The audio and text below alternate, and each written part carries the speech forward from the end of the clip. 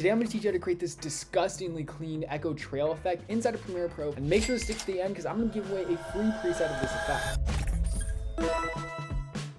We're inside of Premiere. The first thing we're going to do is we are going to hold Option or Alt if you're on PC, drag up to duplicate your clip. Now what I'm going to do is I'm going to right click and label this bottom clip just so that we know it's our bottom source clip with no effects applied at all. And now what we're going to be using is the brand new Premiere Pro Object Mask. Now this tool is specifically available for Premiere Pro 2026. So if you don't have 2026, I definitely recommend you download it. Go to the very beginning of your first clip on the second layer, first frame. Click on the Object Mask tool. It will load for a little bit, and boom, just like that, you can now select your subject. Keep in mind, make sure you have a good, nice lit scene. We're going to select our subject right here, and now we are going to hit this play button. We're in the effects and control panel, by the way, and we hit the play button, and boom, it automatically rotoscope. Sorry, you're not supposed to say rotoscope. It's called masking, but it automatically tracks our subject and creates a mask. Now, what you have to do to make sure this applies to your layer is that you have to drag this mask. So click on this mask where it says unassigned mask and drag it right under your opacity or to your opacity layer. And then once you let go, boom, it creates a mask. And if you turn off the bottom layer, you can see our subject is now completely removed from the scene. And now we're going to turn on this bottom layer once again.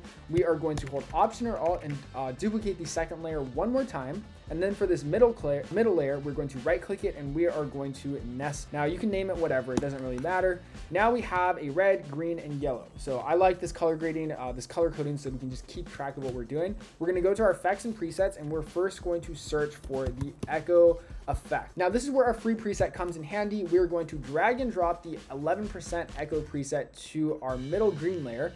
And once you let go, boom, it creates this nice echo trail that's going on.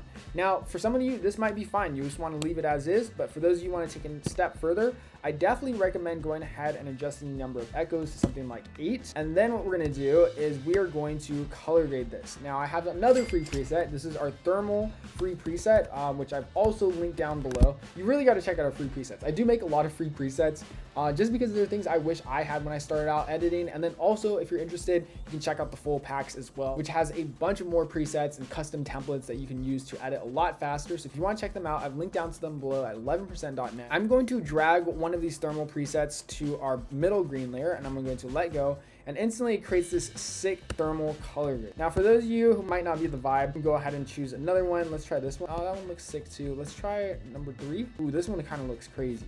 And keep in mind, if you want to make these thermal effects from scratch, it's pretty simple. You just go to your lumetri color panel on the middle layer. Where is it? Right here. And then you go to the curves, and then you literally come over here to the RGB curves, and then you just increase. Let me turn off this top layer just so we can see what we're working with. You can just basically create a bunch of weird like patterns that create some clipping on the curves, and then we just do this for every color rate. So we do the red one, and then we'll do the green one, of course, and you just kind of come up with a fun pattern until you get something cool and like trippy looking.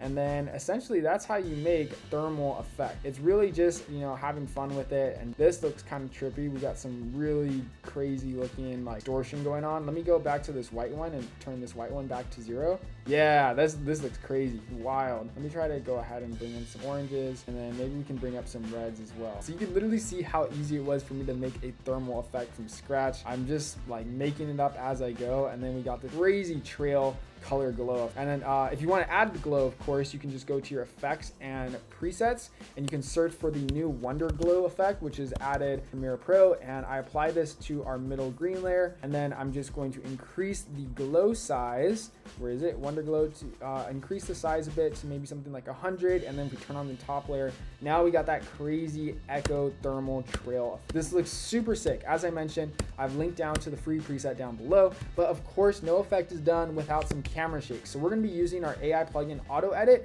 which by the way, it automatically edits entire music videos to the beat of the song, applies instant visual effects, title cards, a bunch more crazy stuff. We're going to open up our AutoEdit plugin. We're going to go to the VFX applier, and we're going to go to camera shake applier, right? We just go to whatever camera shake we want. So you can see there's a bunch of different variations. Let's go ahead and go with number 3 right here. I hit insert at playhead, and boom, instantly like that, you can see it just automatically creates camera shakes for us. This is really the fastest way to create camera shakes in my opinion, because it makes the adjustment layer for you. It already keyframes everything. It's super clean looking. And now you can see we got some camera shakes. And if I want to add another camera shake, of course, I can just go ahead and go through all these different presets. And boom, just like that, we got got 2 camera shakes and an echo trail effect. Hope you guys found something useful from this video. Now, if you want to learn how to automatically edit music videos to the beat of the song and instantly apply visual effects using the AI AutoEdit plugin, you can check out this video linked right here.